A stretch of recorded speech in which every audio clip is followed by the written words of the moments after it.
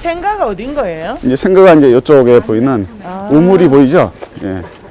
생가, 예, 요 집입니다. 요 대문이 보이는 집. 옛 모습은 이제 많이 잃어버렸죠, 지금. 그래도 감나무는 멋지네요. 또 우물입니다. 예. 물이 있네? 있네. 샘이니까 그죠? 예, 여기가 이제 송석화 선생의 생가입니다. 여기서 태어나셨고 초등학교 1학년 때까지 여기서 이 마을에서 사셨었어요. 그래서 초등학교 2학년 되던 해에 울산 읍내, 지금의 울산 초등학교로 이제 전학을 가셨죠. 예. 그래서 거기서 울산 읍내에서는 방구동에 이제 거기서 사셨어요. 거기서 이제 예, 방구동 거기서 졸업을 했고 그러고 난 뒤에 지금으로 치면 부산 상고죠. 지금은 개성고등학교 또 이름이 또 바뀌었어요. 예. 그 부산 상고에 이제 입학을 하셔가지고 거기를 또 졸업을 하셨죠. 그러니까 여기서 산 거는 아주 어린 시절 한 뭐 8살까지 사셨다. 그럼 여기는 누가 있었냐면 할머니. 할머니가 계속 여기 사셨다 그래요. 옛날에 부산 상고 알아주지 않았나요? 그렇죠. 이제 일제 강점기 전부터 그 부산 상고가 있었고요. 그러니까 중등학교는 부산에서 최초가 그 학교입니다. 원래 이름은 개성학교였어요. 개성학교인데 이게 일제 강점기로 가면서 부산 상업학교로 바뀌었고 한때는 부산 제2상업학교로 이름이 바뀌기도 했어요. 왜냐하면 일본 애들만 다니는 상업학교가 또 생기는 바람에 그게 부산 상고가 되고 우리 조선 사람이 다니는 학교는 두 번째 학교라고 해서 부산 제2상고. 그래서 일제 강점기 중후반에 보면 그 감정 그런 것들이 대립이 일어나서 부산 상고 학생들이 일종의 이제 학생운동, 독립운동의 차원이죠. 그런 것들도 많이 경험을 하게 되죠, 사실은. 예. 몇 년생이신 거예요, 송석화 선생님? 1904년생이십니다. 그리고 이제 1948년에 돌아가셨으니까 우리 나이로 45, 굉장히 짧은 생을 사신 분이죠, 사실은. 예. 집은 만약에 폐가가 안 됐다면 굉장히 잘 만든 집 중에 하나예요. 언론은 이런 계단돌이라든지 이런 거 보면 그냥 허투루 만든 계단은 아니거든요. 이런 축대도 올려놓고 그다음에 원형 기둥을 쓰고 있잖아요. 물론 이제 조선시대 때는 원형 기둥을 못 쓰고 그 이후에 쓴 기둥이긴 하지만 원형 기둥을 썼다는 건 그만큼 힘이나 재력이 있다는 걸 보여주는 상징이고요. 그래서 겹채마로 좀 돼 있죠. 또 겹채마에 칸수는 한 칸, 두 칸, 세 칸, 네 칸짜리 집, 네 칸짜리 집이고 이름은 다행히 저 편액이 지금 남아 있습니다. 저걸 훔쳐가지 않았는데 아직까지 영모제라고 돼 있어요. 이제 영원히 잊지 않고 사모한다, 기억하겠다 이런 뜻이죠. 누구를? 그러니까 바로 송석화의 할머니, 그러니까 송태관의 어머니 무덤이 바로 저 대나무 옆에 있었어요. 크기는 무덤이 터가 이 마당터만 했어요. 굉장히 컸어요, 무덤이. 그런데 이 앞에 지금 공단 만들어졌죠? 공단 만들면서 2년 전에 무덤을 싹 밀어버렸어요. 요것만 남겨놓고. 왜냐면 후손들이 아직도 소유권을 갖고 있지만 관리를 지금 전혀 안 하고 있습니다. 근데 이 집에 이제 품격이 뭐를 통해서 알 수 있냐면 아직도 이런 주련이 지금 남아있고요. 기둥에. 그 다음에 저 영모제라는 편액을 쓰신 분이 석촌윤용구라는 분입니다. 석촌윤용구인데 고종 임금 때 이조판서, 지금으로 치면 내무부 장관 정도까지 했던 분이 쓴 편액입니다. 저렇게 그런데 지금 그렇죠, 도둑이 들어와서 가져가도 모를 정도로 지금 있는 거예요, 사실은요. 다행히 저 윤종구라는 분은 안 되면 1순인데 내가 말 괜히 1910년 나라가 이제 망한 이후에는 뭐 일본의 설득이나 이런 걸 당하지 않고 그냥 뭐 유유자적 살다가 그냥 돌아가신 분이 일제 강점기 때요. 그래서 이제 저 윤영구라는 분이 했던 글을 써줄 정도였던 이 송태관이란 송석화의 아버지가 위세를 보여주는 어떤 흔적을 잘 보여주는 건데, 지금 오늘 들어오시면서 약간 느낌이 송석화하면 우리나라 미숙학의 어떤 뭐 시조로 얘기되는 사람인데 분위기가 전혀 그런 분위기가 안 느껴지죠. 그 이유는 이제 이 송태관이라는 분이 여기 마을 분들한테 그렇게 좋게 받아들여지지 않고 있나 봐요. 단적으로 이분이 일본에 가서 공부를 했습니다. 그러니까 지금으로 치면 부산 상고 2회 졸업생입니다. 2회 졸업생이고 그 다음에 1900년대 초반에 일본에 유학을 갔습니다. 지금은 동경상대라고 그러고 대학으로 바뀌기 전에 동경상업고등학교 거기를 졸업을 했고요. 그래서 아마 일본어를 무지 잘했던 것 같아요. 근데 일본에서 언제 돌아왔냐면 1904년에서 5년 사이에 우리나라 돌아왔는데 1905년 2월 달에 관직을 처음으로 우리나라에서 얻었어요. 근데 그 관직 자리가 묘하게도 탁지부 주사예요. 탁지부 주사. 탁지부는 뭐냐면 재정기획부. 재정기획부의 주사. 주사는 한 6급에서 5급 정도 돼요. 그럼 상당히 실무에서 핵심적인 인물인 거예요. 근데 첫 자리를 그렇게 얻었는데 소문에는 누가 그러면 이 사람을 추천을 했냐 이거죠. 옛날엔 94년 이후에는 과거제가 폐지돼서 과거제가 없잖아요. 그래서 94년 이후부터 관리를 어떻게 뽑았냐면 추천을 받았어요. 근데 추천을 받는다 하더라도 아무나 관리를 못 시키잖아요. 그럴 때 중요해진 게 졸업장이었어요. 어느 학교를 졸업했냐의 졸업장이 94년 이후부터 중요해집니다. 그러니까 그때부터 이제 학력, 학벌이라는 게 그때부터 어떻게 보면 시작된 거예요. 과거제가 없어지는 대신. 근데 이 사람이 일본 가서 공부하고 그걸 가지고 들어왔는데 들어올 때 메가타라고 하는 일본인의 추천을 받았다고 합니다. 혹시 고등학교 때 한국사 시간에 그 기억나십니까? 그 우리나라의 이토 히로부미를 따르러 들어온 재정 고문 중에 메가타 다네지로라는 사람이 우리나라 들어와서 화폐 정리 사업 해가지고 우리나라 들어온 옛날 돈을 싹 다 없애고 신식 일본 돈으로 바꿔서 우리나라 장사꾼들 쫄딱 망하게 한 사람. 그 메가타라는 사람이 있거든요. 근데 송태관이 그 메가타의 추천을 받아서 관직을 얻었다 그래요. 근데 그때가 1905년 2월 달입니다. 1905년 2월 달이면 뭐냐면 1904년 2월 달에 러일 전쟁이 일어나죠. 그때 일본군이 우리나라를 완전히 장악했었어요. 그리고 1905년 2월 달이면 완전히 우리나라를 주무르기 직전이에요. 1905년 11월 달에 을사조약을 맺어서 이토 히로부미가 통감으로 오거든요. 근데 다네타는 그보다 더 먼저 왔었어요. 1904년 8월 달에.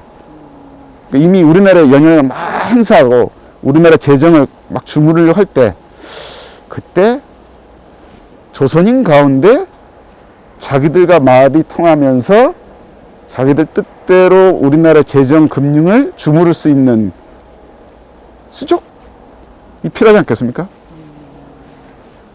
기존의 조선 관료보다는 자기들하고 쉽게 말이 통하는 사람. 그래서 송태관을 선택한 거 아닌가? 지금 그렇게 보고 있습니다, 지금. 예. 근데 이 사람이 관직으로는 한 2년 6개월밖에 안 있었어요. 2년 6개월밖에 관직이 안 있었는데 그 짧은 시간에 엄청난 재력을 확보하게 됩니다. 이분이 이 마을에서도 안 받아들여지는 또 하나의 이유가 원래 이 마을 사람분이 아니래요. 원래는 저 청도의 뭐 솥밭이라 해야 되나? 그러니까 아마 쇠를 다루는 어떤 그런 마을에 살다가 너무 못 살아서 이쪽으로 넘어왔다는 거죠. 청도에서 이 마을로. 그래서 여기에 할아버지 할머니 때부터 살기 시작했기 때문에 굉장히 비난한 집안이었고 그래서 이 마을 사람들한테는 별로 어울리지 않았던 그러다 보니까 송태관 씨가 어렸을 때 너무 힘들어서 울산 읍내의 부자였던 나중에 한번 얘기가 됩니다만 김홍조라는 사람의 머슴으로 지내면서 그 집안의 후원을 받아가지고 공부를 하게 됐고 그래서 일본까지 가게 됐다라는 얘기가 나옵니다. 그러다 보니까 이 마을 사람들이 봤을 때는 별로 원래 토백이도 아닌 격가지로 들어와 있는 사람 거기에다가 약간 일본의 어떤 관련된 이야기도 있는 듯한 느낌을 주는 사람 그러니까 그렇게 높이 평가를 안 한 것 같고요. 마지막 이 마을 사람들이 안 받아들인 이유가 이 사람이 관직을 갖고 2년 6개월 정도 관직했었는데 그 사이에 부를 얼마나 축적했는지 이 상북면에 소유한 땅이 10만 평이었대요. 심각한데. 논만 한 10만 평이요. 언양 읍내에서 가지고 있는 땅이 기록상으로 한 3만 8천 평. 악덕지죠. 악덕 어, 금조리. 그래서 30년대 초중반에 신문 기사를 찾아보면 서울에 살고 있는 송모 지주가 추수기 때 추수를 하는데 천석지기를 했대요. 우리가 만석군, 천석군 이렇게 하잖아요. 여기서만 천석을 수확을 하는데 갑자기 소작료를 올려버린 거예요. 그 해가 흉년이 들어가서 사람들이 3알만 받아야 된다 이렇게 얘기했는데 이 송모 지주는 2분의 1에다가 추가로 더 시킨 거예요.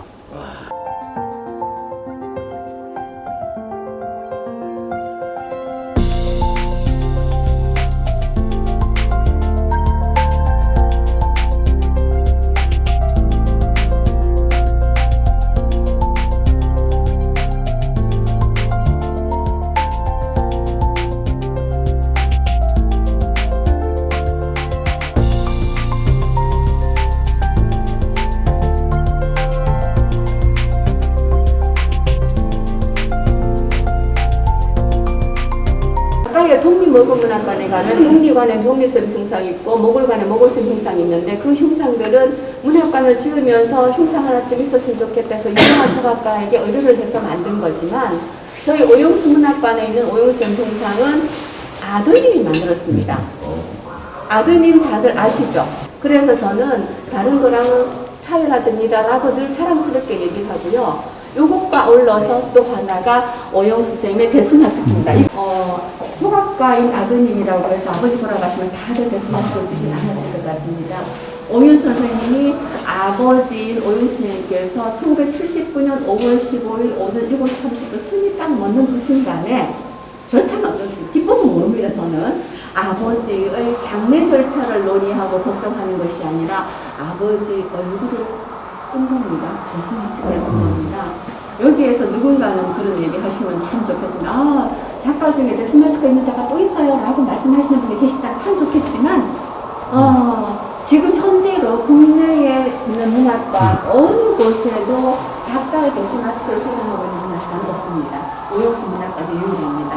근데 요거는 여기 혹시 조각하시는 분이 계시는지 이사장님은 조각 안 하고 또 유하시니까 그러니까 요거는 보면 맨 처음에 만든 겁니다. 맨 처음에. 그래서 머리숱도 없지 않습니까? 근데 머리숱을 달아놓은 작품이 하나가 더 있는데 이거는 저희 문학관이 없습니다. 없고 어디냐면 재단법인 아담문고라는 곳에서 소장을 하고 있는데 이게 왜 저게 재단법인 아담문고에 가 있느냐 그러면 아담문고가 지금 그 한화의 김승현 회장님의 동생인 김홍현 회장님의 손으로 되어 있습니다. 이 김승현 회장님 어머니께서 예술인 동산을 만들겠다고 어떤 그 유족들에게 기증을 받았나 겁니다. 그랬을 때 따님께서, 큰 따님께서 그러면 우리 아버지가 빠지는 것보다 있는 게 좋잖아요. 그렸는데 약속을 안 지킨 겁니다. 예술인 동산을 안 만들었어요. 그러면 저희들 제 상식으로는 이게 돌려줘야 되는데 안 돌려주고 입만 포켓을 해서 지금 대답은 아담문고에서 소장을 하고 있는데 저희들은 돌려받으려고 애를 쓰죠. 근데 이제 잘하면 돌려받을 수도 있을 것 같습니다. 왜냐하면 김동리 선생님이나 서울에서 종로구 쪽에서 종로구 출신 문인들, 종로구에서 활동하셨던 대단한 문인들을 문학관을 지으려고 한대요. 그래서 이게 서영원 선생님께서 이제 그 아담문고에다가 연락을 어떤 의뢰를 해서 반환 소송을 해서 반환을 받기로 결정을 받았답니다. 그러면은 그런 선례가 있으면 오용수 선생님 유품들도 저희들이 돌려받을 수 있지 않을까. 그래 된다면은 저희들이 이제 유품 가운데 진짜 알짜배기들은 다 거기 있다고 보시면 됩니다. 하다못해 안경이라든가 이런 것들까지 인장을 참 많이 새기시는 그런 것까지 다 거기 있어서 그러면 그때 되면은 저희들이 좀 더 풍성한 자료들을 보여드릴 수가 있을 것 같아서 많이 바쁘시다 하니까 이 정도로 설명을 드리려고 합니다.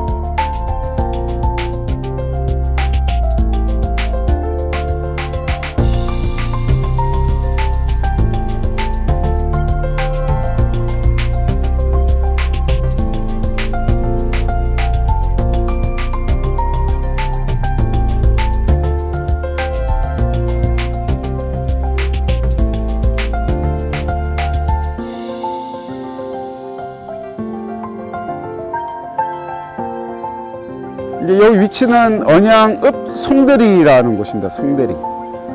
송대리가 유명한 건 조금 전에 보셨는 분들 계셨는데, 울산의 고려시대 때 인물 가운데 김치려라고 하는 장군이 한 분 계세요. 그분 무덤이 있어서 송대리가 워낙 유명했었거든요. 그래서 송대리가 이제 많이 알려졌었는데, 또 이제 오용수 선생이 여기 또 모셔지게 되면서 송대리라는 이름이 두 번째 이제 알려지게 된 거죠. 그래서 이제 오용수 선생은 뭐 1909년생이고요. 그 한때는 11년생 설도 있었어요. 왜냐면 이제 학교를 너무 늦게 들어가시니까 12살에 들어가셨잖아요. 그러니까 이제 계산을 해보니까 너무 늦게 들어오니까 사람들이 한 2년을 더 늦춰서 1911년생? 그럼 한 10살쯤 입학했을 것 같아. 이렇게 이제 생각을 했던 거죠. 근데 나중에 확인을 해보니까 호적에 1909년생으로 확인이 된 거예요. 뭐 그건 빼도 박도 못하는 거니까요. 그래서 1909년생이시고 79년도에 돌아가셨으니까 뭐 70세 때 돌아가셨다 이렇게 보시면 되고요. 오남 오녀 우리 10남매의 장남입니다. 아버님이 뭐 한학을 했다고는 하나 아마 이제 중인으로 이제 이 일을 처리하는 그 집안 후손이다 보니 집안이 비난했던 것 같아요. 그래서 굉장히 삶이 어려웠고, 할아버지는 오병선이라고 해서 오늘 원양에 사실 가보면 오병선이란 할아버지 이름이 곳곳에 나옵니다, 사실은. 그 업장 면장 면장까지는 안 했었어요. 예. 그래서 이제 그 집안이다 보니까 남자들이 어떻게 보면 이제 약간 무능력한 거죠. 먹고 사는 문제에 있어서 별 신경 안 쓰시니까. 그러다 보니까 늦게 12살에 학교를 갔고 18에 초등학교를 졸업하셨어요. 18에요. 근데 옛날에는 특히 일제강점기 초기 때는 그런 사람들이 부지기수예요. 그러니까 1910년대까지만 해도 그 양반들 집안일수록 애들을 학교를 안 보냈습니다. 왜냐하면 신식학교를 보내는 건 외놈식 교육을 시켜서 외놈을 만든다 생각해가지고 학교를 안 보냈다가 3.1운동 이후 1919년 3.1운동 이후부터 양반 후손들도 깨닫기 시작한 거예요. 세상이 바뀌고 있다. 그래서 신식 교육을 받아야만 새로운 세상에 적응하고 살아남을 수 있다는 걸 깨닫고 1920년대부터 양반들이 자기 자식들 교육을 시키기 시작해요. 그래서 보면은 양반들이 자기 자식을 교육시키기 위해서 읍내 쪽으로 방을 구해서 애들을 이제 멀리 떠나보내는 일들을 20년대부터 막 시작하거든요. 그러다 보니까 의외로 우리나라는 1900년대, 1910년대, 또는 1894 갑오개혁 이후에 한 20여 년간 새로운 주도권을 장악한 세력들이 중인들이에요. 중인들은 사실 굉장히 물정이 밝은 사람들이거든요. 사또 밑에서 온갖 행정 업무, 잡무를 처리한 사람들이라서 그래서 그 중인들이 사실은 굉장히 주도권을 많이 잡은 경우가 많아요.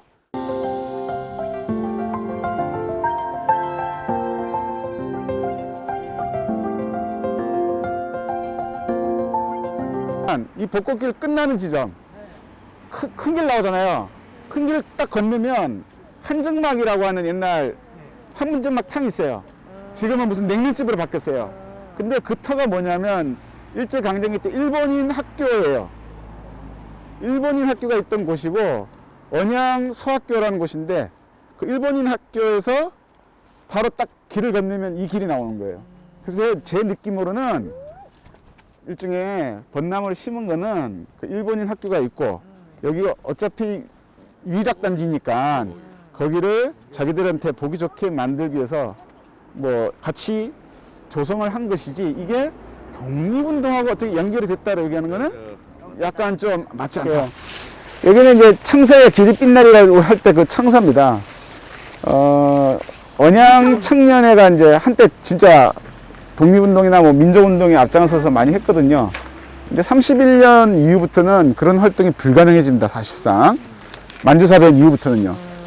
그러면서 지하로 이렇게 내려가는 활동을 많이 이제 하고 공개적인 활동을 못 했거든요. 그러다 보니까 언양 청년의 건물하고 그 터를 일본 애들이 계속 압력을 넣어가지고 사용 못하고 팔게 합니다. 그래서 할 수 없이 1935년도에 그 언양 청년의 회관 건물하고 터를 팔아버렸어요. 그러니까 그 돈이 이제 어쩌든 남았을 거 아니에요.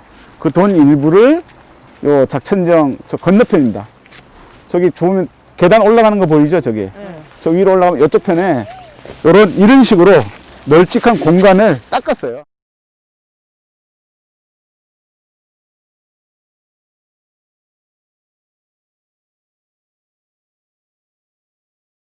그래서 135명이 새겨져 있는 겁니다. 지금 헌산시사. 근데 이게 이제 그동안 알려지지 않았다가 한 20년 전쯤에 이게 알려지게 된 거예요.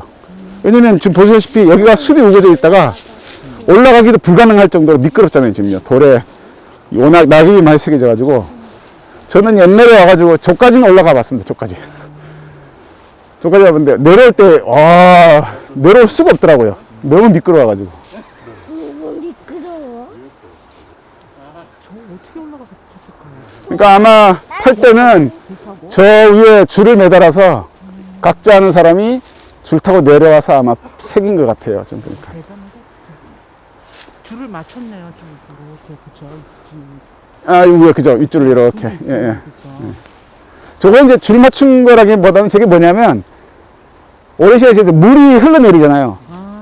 물이 흘러내리면 깎이잖아요. 언젠가는요. 그 물 홈입니다. 옆으로 이렇게 빠져나가게. 그렇죠. 깎일까봐. 저거는 그냥 위에 먹으러 서놓고 바로 떼겠다. 그럴 가능성도, 예. 엄마 나 여기 있어. 안녕. 그러면 이제 마지막 코스로 원래 돌아왔던 곳으로 이제 가도록 하겠습니다. 이름이 여기 네모 사각형 안에 쓰여 있죠. 이게 낫지 않겠습니까? 소 이렇게 되어 있습니다. 이구소. 예, 이구소. 근데 본명은 봉선입니다. 봉선. 범선이 이봉선. 이봉선. 구선은 호입니다. 호. 그 원래 봉선이었고 나중에 이름을 한번 호경이라고 또 바꾸고 이호경. 그런데 이제 알려지기는 저 호를 따서 이구소 이렇게 알려졌는데 저 이름이 여기에 새겨진 이유는 위에 있는 사람. 이구소라는 글자 위에 보니까 무슨 글자가 보이죠? 가까이 가서 보면 김홍조라고 되어 있습니다. 김홍조. 앞에 두 글자는 호, 수전. 호입니다. 호. 수전. 가을밭. 수전 김홍조 이렇게 되어 있습니다. 두 사람이 부부 사이였습니다. 근데 이게 정식 인정받은 부부가 아니고 첩입니다.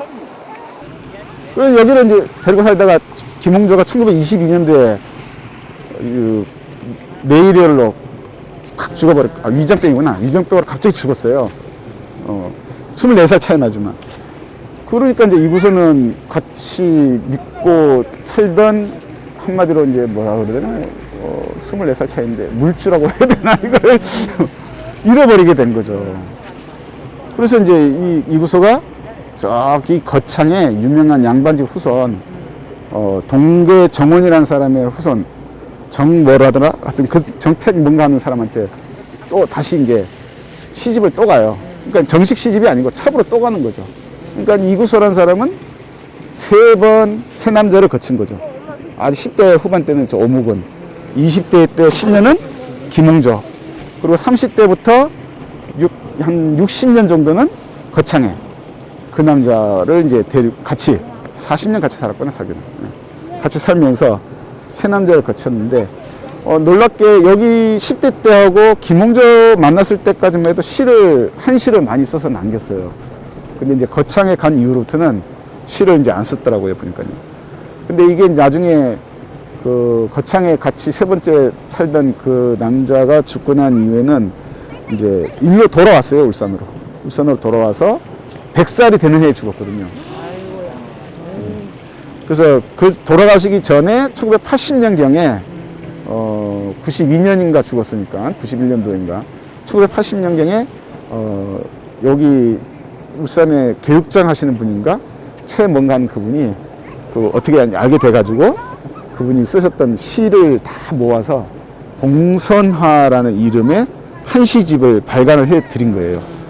그런데도 이제 사람들은 몰랐던 거죠. 그런 것들을 모르고 있다가 90년대 후반, 2000년대 초반 와서야 그런 시집이 있었다는 것이 이제 밝혀지고 하면서 이구소 이름이 떠오르게 됐죠. 그래서 이제 이구서란 이름이 이제 그래 된 거고, 주변에 있는 분들은 전부 다 이제 그 시대 때 사람들입니다. 거의가. 그러니까 고종 말기부터 일제 강점기 때에 수많은 사람